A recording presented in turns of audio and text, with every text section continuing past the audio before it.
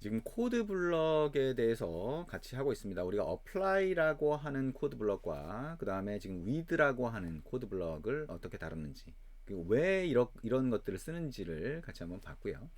자, 그러면 이번에는 우리가 null이라고 하는 거가 들어갈 수 있는 요 nullable type, 즉 물음표라고 하는 기호가 있는 경우를 봤는데요. null인지 아닌지를 체크해야 되는 경우가 생긴다라고 하는 거는 우리가 이미 잘 알고 있죠. 그죠? null일 경우도 있고 그렇지 않을 경우도 있으니까. 그래서 null인 경우와 그렇지 않은 경우를 체크할 때 우리가 if else를 쓰는 경우가 많죠. 그러니까 예를 들면 여기에 자, 기존 코드 또 한번 써보겠습니다. if라고 해서 자, person2라고 하는 게 nullable 타입이니까 null이 들어갈 수 있는 거죠. 그러니까 이게 만약에 자, null이 아니면 이렇게 할 수가 있습니다. 그죠? 이게 만약에 null이 아니라면 자, person2에 있는 거를 show toast에서 또 출력할 수가 있겠죠.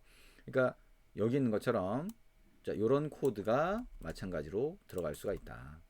아니면 이 안에 다시 with가 들어갈 수도 있겠죠. 근데 with나 이런 것들을 안 쓰고 그냥 일단 생각을 해볼게요. show toast라고 하고 자, 이런 코드가 들어가는데 널이 아니면으로 널 체크를 했으니까 물음표가 이제 들어갈 필요가 없겠네요.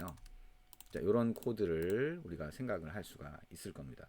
그럼 이렇게 널이 아니면 우리가 이런 그 다음에 person2라고 하는 객체를 접근하잖아요. 그럼 이 코드를 어떻게 우리가 만들 수가 있냐라고 생각을 해볼 수가 있겠죠. 좀 더 간결하게 축약할 수 있는 방법은 없겠냐. 왜? person2라고 하는 거가 널이 아니면 이 안에 있는 코드를 with를 이용해서 접근할 수도 있죠. 자, 그렇게 접근할 수도 있고요. 이게 널이 아니면부터 체크를 하고 싶다라고 하는 경우가 있을 수가 있겠죠. 그러면 이때 자, let이라고 하는 걸 한번 써보자 하는 겁니다. 그래서 person2가 널이 아니면 이렇게 되는 거죠.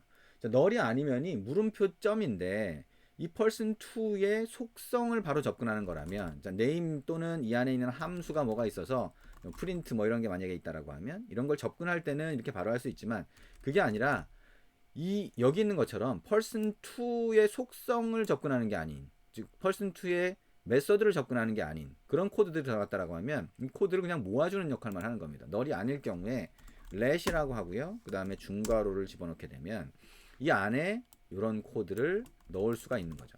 이렇게.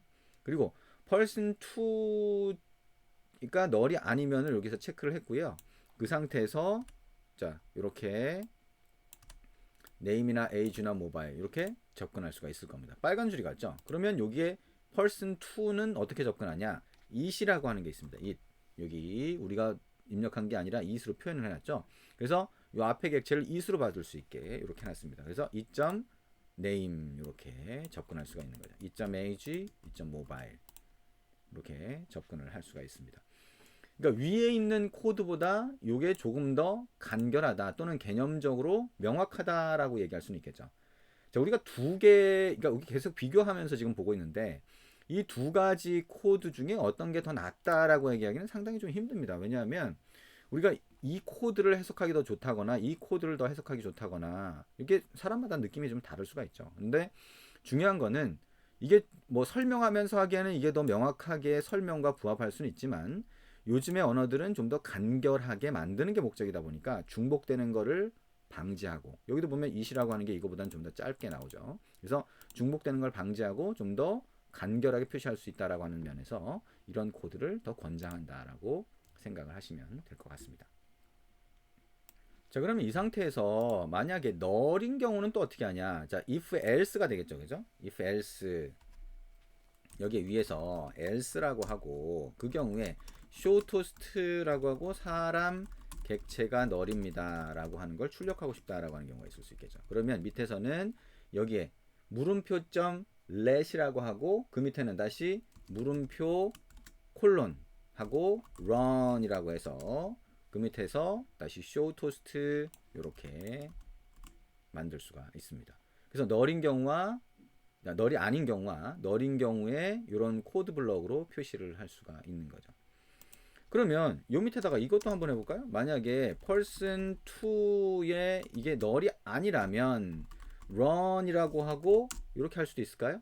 그랬더니 얘는 이번에는 this라고 참조를 하네요. 그죠? run인 경우에. 근데 this라고 한다면 this라고 한다면 여기 있는 거를 이렇게 없애보자.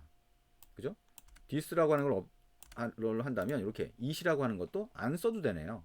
아, 그러면 이렇게 하는 것도 굉장히 좋은 방법이 될 수 있겠죠. 그렇죠? 그래서 여기 있는 것처럼 자, 물음표 run 이런 식으로 해서 이번에는 사람 객체가 널입니다. 이렇게 표현할 수도 있다는 거예요.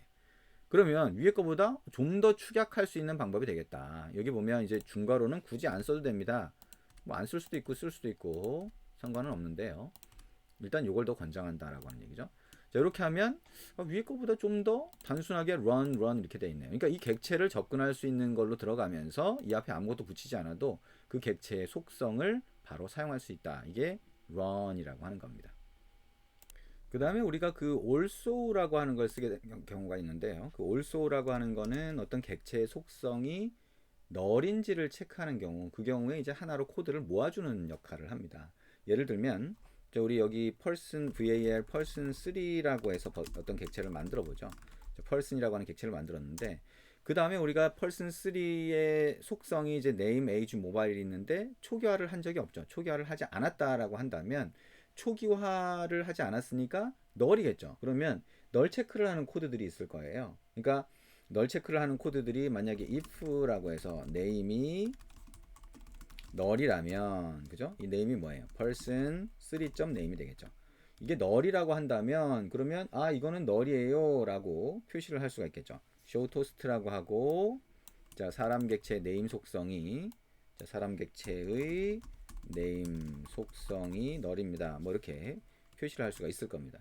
그러면 이거를 자 이런 형태로 하는 게 아니라 하나의 코드 블록을 한번 묶어보자. 왜냐하면 이게 널이라고 하면 널입니다라고 해서 체크하는 부분이 있고 그 밑에 또다시 이게 만약에 age라고 하는데 age가 널이면 사람 객체의 age 속성이 널입니다. 이게 만약에 반복된다 이렇게 라고 본다면 이거를 좀 더 줄일 수 있는 방법이 있지 않겠냐 아니면 적어도 코드를 한 군데 모아줄 수 있지 않겠냐라고 생각을 하는 겁니다. 그래서 person 4라고 하는 변수에다가 person 객체를 이렇게 할당을 하고요. 자 그리고 이 밑에 있는 코드들을 자, also라고 하는 걸로 묶어주는 거예요. 그래서 자 person 4.also라고 이렇게 묶어줄 수가 있습니다.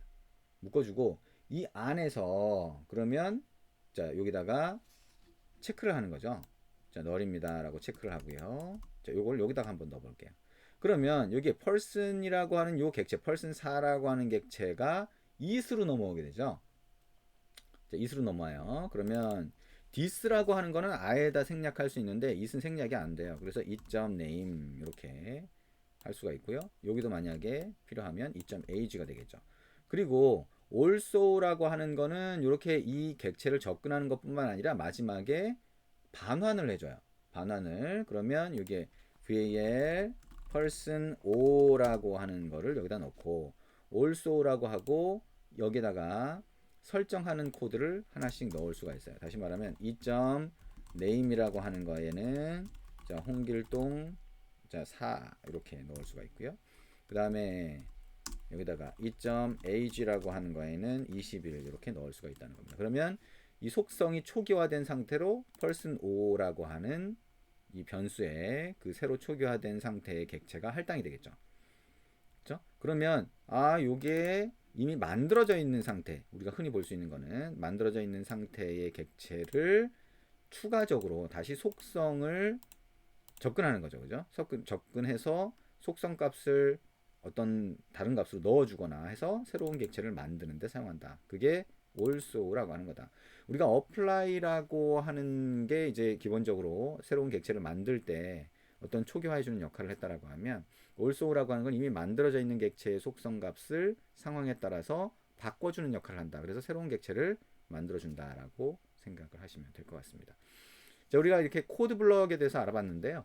코드 블럭의 종류가 생각보다 여러 가지가 있죠. 그래서 이 코드 블럭은 얘기한 것처럼 코드를 좀 더 간결하게 만들거나 또는 코드가 여러 번 반복됐을 경우에 그걸 묶어서 우리가 코드가 어디부터 어디까지가 이 기능을 위한 건지를 좀 더 쉽게 명확하게 알기 쉽도록 그죠? 그래서 알기 쉽게 만들어주는 그런 역할을 한다라고 생각하시면 되고요. 각각의 코드 블럭을 위한 저 키워드가 하는 역할 이거는 몇 번 입력해 보시면 머릿속에 기억이 날 겁니다. 이게 셋째 마당에서 앱을 만들 때 부분 나오게 됩니다.